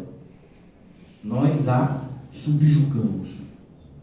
Todo dia ela acorda querendo nos dominar e a gente subjuga. Não tem isso aqui não, eu sou de Deus, eu vou fazer o que Deus manda. Olha, irmãos, é tão triste porque são coisas que até os ímpios constatam. E quando a gente fala isso, é para envergonhar mesmo. E o padrão é o que Jesus falou, que os servos das trevas são mais prudentes à sua geração do que os servos da luz. Então, quando eu falo isso, quando Paulo diz, por exemplo, falando aos da ilha de Creta, que eles eram pessoas de má índole, e eles mesmos reconheciam isso. Daí, eu não sei se você sabia que a palavra cretino vem daí. Para você ver a fama dos habitantes de Creta, que é o lugar onde Tito está. É de onde vem a palavra cretino, né? Então, quando a gente observa que as pessoas do mundo dizem assim: você sabia que 90% das preocupações que estão na sua mente hoje, elas nunca chegarão a acontecer? Isso, não estou nem falando de fé em Deus. Eu não estou nem falando de que eu sei que todas as coisas cooperam para o bem daqueles que amam a Deus e foram chamados sob o seu propósito. Não estou nem tocando na fé. Eu só estou falando do mundo. O mundo entende que 90% das preocupações que as pessoas do mundo têm são preocupações indevidas, porque elas nunca chegarão a acontecer. O mundo! Aí os crentes se desesperam com qualquer coisa e ainda chamam de fé. Zero domínio próprio, não se domina em nada. A carne mandou, faz, não tem nem freio. É como diz a Bíblia, desenfreado. É um caminhão sem freio descendo a ladeira. É os crentes de hoje. Chega no hospital, como eu falei, vai orar, grita todo mundo. Você é crente, o pessoal dormindo aqui, tem respeito, tem gente aqui que está em estado grave. Não, Jesus me trouxe. Jesus. Tem um monte no Costa Azul, acho que é Costa Azul, Estiep. Os moradores já fizeram queixas em todos os órgãos da prefeitura, delegacias, pelo barulho dos crentes. Os crentes não sobem um monte para orar, não levar tabaco. Eu não estou falando de gente de outro tipo de religião, não. Diz que é evangélico. Faz uma zoada tão grande que incomoda a vizinhança inteira. E diz que está fazendo aquilo para proteger e ungir a cidade de Salvador. Alguém está vendo a criminalidade diminuir? Porque uma quantidade de oração, unção dessa, né? Devia ter melhorado alguma coisa. A gente só vê piorar. Misericórdia. Cadê o domínio próprio? Nenhum domínio próprio. Mas dizem que são cheios do Espírito Santo. Cheios. Gritam, pulam, falam em línguas que ninguém entende, nem eles. Então, percebeu que não tem domínio próprio? Quando Paulo fala dessa questão de falar em línguas, o que ele diz? Não tem ninguém que interprete? Domínio próprio, se cale. Porque é melhor falar 3 palavras que todo mundo compreenda do que milhares que ninguém vai compreender. Está aqui, está em 1 Coríntios. Será que essa pessoa nunca leu? Não, já leram. Inclusive riscaram para não voltarem a ler de novo. Porque eles acham que é algum erro de grafia. Foi o inimigo que se levantou e botou aquilo erradamente na Bíblia deles. Só pode ser. Então a gente precisa ter domínio próprio, irmãos. Amém. Olha aí. Como eu disse, a gente às vezes pensa que a gente é mais espiritual do que a gente é. Está errado. Mas também a gente corre o risco de sermos influenciados pelo mal. De que nós não teremos condição de passar por determinadas situações que a gente tem. Por isso que o apóstolo Paulo diz em 1 Coríntios: não vem sobre nós nenhuma tentação que não seja humana e que não possamos suportar. Glória a Deus. Então, veio na sua vida, receba. Não, pastor, eu não recebo não, já toquei de lado. Né? Sabe, os crentes de hoje parecem aquela brincadeira, sabe aquela brincadeira de queimado? Que você vai passando a bola assim, e na mão de quem ficar, a pessoa perdeu, não é assim? Não sei nem como é o nome dessa brincadeira, né? Tem aquela outra brincadeira da cadeira também, que são sempre assim, se tiver 6 pessoas, 5 cadeiras, né? Quando é 5 pessoas, 4 cadeiras. Por quê? Porque um sempre vai perder a oportunidade de sentar. É os crentes na aprovação. Tem uma aprovação, deixa eu ver, eu sento. Ih, perdeu, você não sentou. É sua, viu? Receba. Você já percebeu que sempre quem não senta é quem? É o pastor que prega em pé. Já percebeu? Ele perde sempre na brincadeira. Não tem cadeira para ele, já perdeu. Se der alguma coisa errada na igreja, a culpa é de quem? Do pastor. E se der certo? Glória a Deus. Aleluia. Não, é glória a Deus, aleluia. O pastor nada, eu não vi nada. Então, por exemplo, a Nossa congregação prega o verdadeiro evangelho, amém?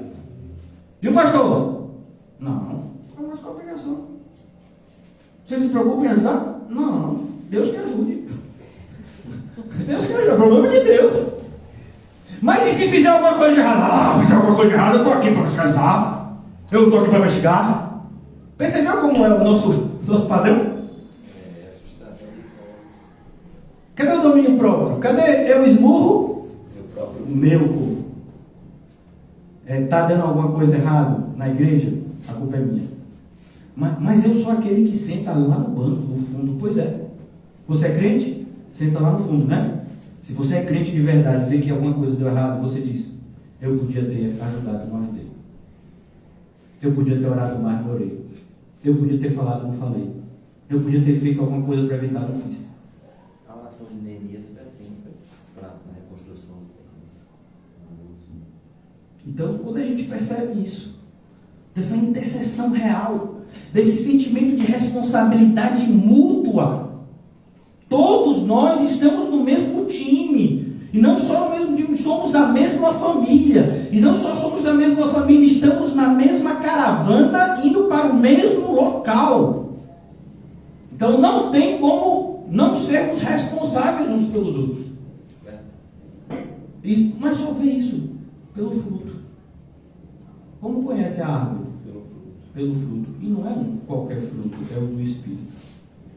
A responsabilidade de sermos espirituais não é de um ser espiritual por todos, e nem de um grupo ser espiritual por todos. Não, todo mundo tem que ser espiritual aqui.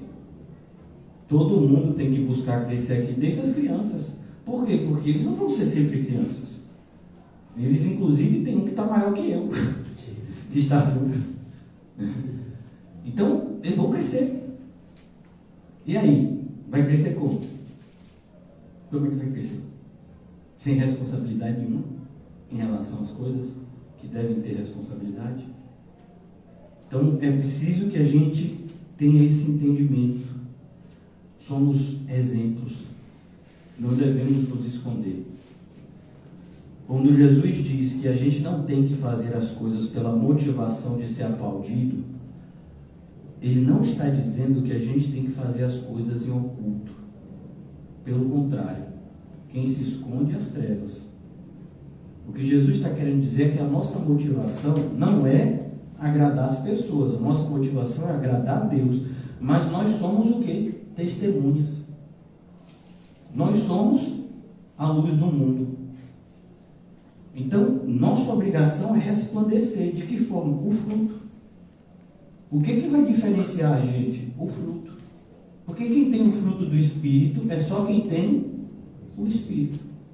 O mundo tem o Espírito? Não. Mas as pessoas que não são cristãs, elas podem tentar imitar virtudes que nós temos.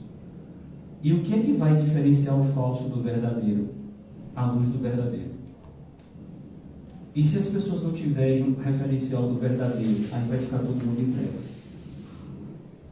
Porque você só identifica o falso a partir do verdadeiro. Se você perde o referencial do que é verdadeiro, como você vai agora identificar o falso? É a mesma coisa. Como é que um professor dá nota a um aluno?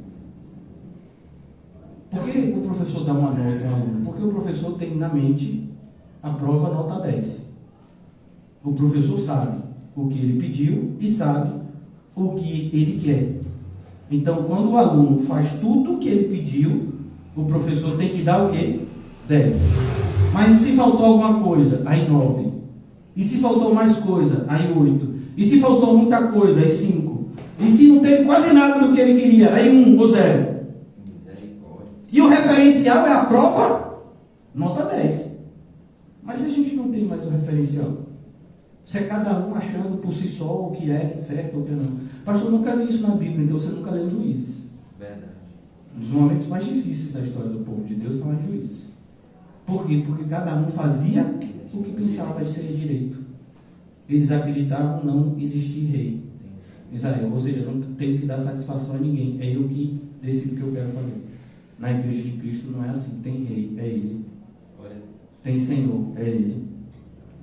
Tanto que os cristãos chamavam Jesus de Kyrios, Senhor. Então que a gente tenha, irmãos, esse senso de responsabilidade. Pastor, mas tem um monte de gente que não tem. Esse monte de gente não é problema nosso. Lembra? Nós somos responsáveis por nós. E quando eu falo nós somos responsáveis por nós, não é um estímulo ao egoísmo, individualismo, não. Nós somos responsáveis por nós até no sentido de cuidar uns dos outros. Mas eu não posso cobrar do outro o cuidado comigo. Né? Não posso cobrar isso. Não posso deixar de fazer o que eu tenho que fazer porque o outro não está fazendo o que tem que fazer. Não, pelo contrário. Aí é que a gente vai ser estimulado a fazer. Então que o Senhor nos ajude, irmãos, porque a gente tem vivido numa época de grande apostasia. E já foi predito isso. Qual é o período que vai anteceder a ascensão do anticristo? A apostasia. Então, Jesus só volta depois do anticristo. O anticristo tem que vir antes. E o anticristo só vai aparecer depois da grande apostasia, coroando ela.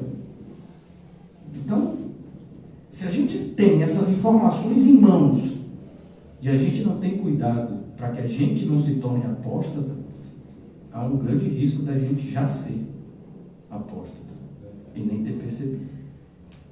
Então, é por isso que a gente tem que se examinar enquanto é tempo. Tem o momento certo da gente fazer isso, tem a forma certa da gente fazer isso. E que o Senhor nos ajude. Eu não vou orar, quem vai orar é os irmãos do louvor. Me lembrei agora. O irmão tem já uns 30 minutos em espírito ali. Porque o microfone vai para ele agora. Vem, irmão, venha. E não é você sozinho, não. São dois, né? Sempre assim. Tome o seu microfone, é seu. Oh, Jesus.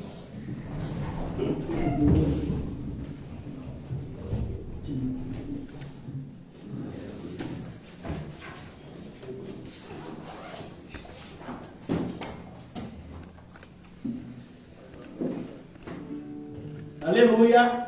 Amém. Depois da mensagem dessa, que Jesus nos ajude. Em nome de Jesus.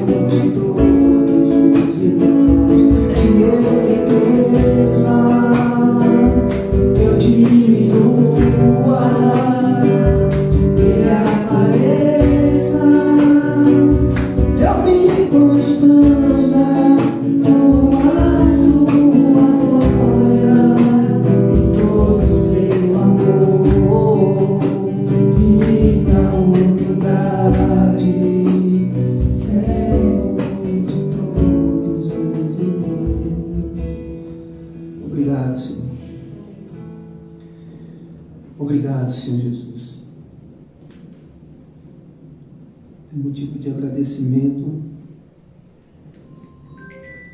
e ao mesmo tempo, Senhor,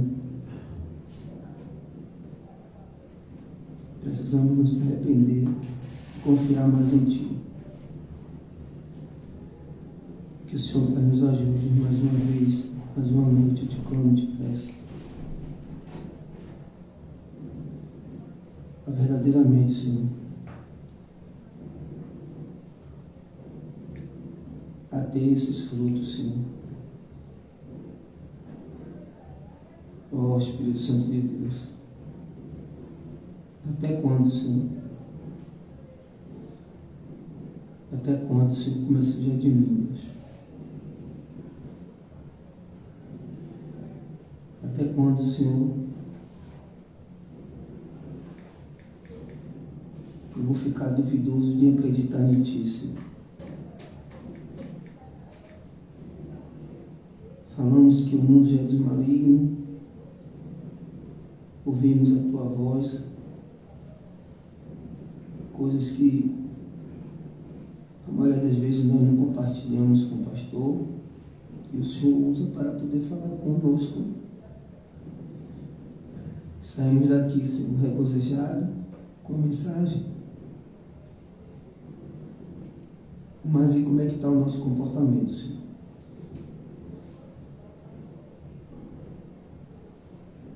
Eu te agradeço, Senhor, porque eu sei que o Senhor é bondoso. Eu sei que o Teu amor derrama sobre cada um de nós. Mas mediante toda a Sua bondade e Teu amor, sabemos também que o Senhor é um Deus de justiça. Ó Senhor, eu te clamo e te rogo que o Senhor nos ajude a perseverar até o fim desse santo caminho de salvação. Estamos percebendo que a Tua vinda está mais próxima do que imaginamos. Nós não sabemos nem o dia nem a hora, mas mediante tudo que nós estamos vendo nos acontecimentos.